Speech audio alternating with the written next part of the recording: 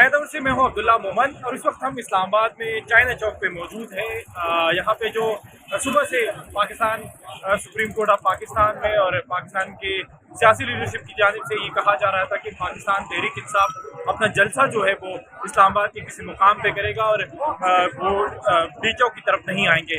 और जिस तरह आज सुप्रीम कोर्ट ऑफ पाकिस्तान में डायरेक्शन दी गई कि पाकिस्तान तहरीक इंसाफ को जो है वो जलसगाह के लिए जगह मुख्तस की जाए इस्लामाबाद में G9 ग्राउंड पे, ये सुप्रीम कोर्ट की डायरेक्शन थी। लेकिन अब से कुछ देर कबल पाकिस्तान तहरीक इंसाफ की जो कारकुन है वो चाइना चौक की तरफ जो है वो पहुंचना शुरू हो गए हैं। इसके साथ साथ जो यहाँ पे कंटेनर है, मैं पार्लियामेंट से भी निकल रहा था तो कंटेनर के उस पार एक भारी तादाद मौजूद है सिक्योरिटी फोर्स की जो मुसल्ला है और जिसके पास आंसू गैस और दीगर जो सहूलियात है मुजाहिरीन को डिस्पर्स करने के लिए वो वहाँ पे चौकन्ना है। यहाँ पे पाकिस्तान तहरीक इंसाफ के जो कारकुन हैं वो कंटेनरों के ऊपर है, लेकिन अभी तक उन्होंने कोई मुजाहिमत नहीं कंटेनर को हटाने के।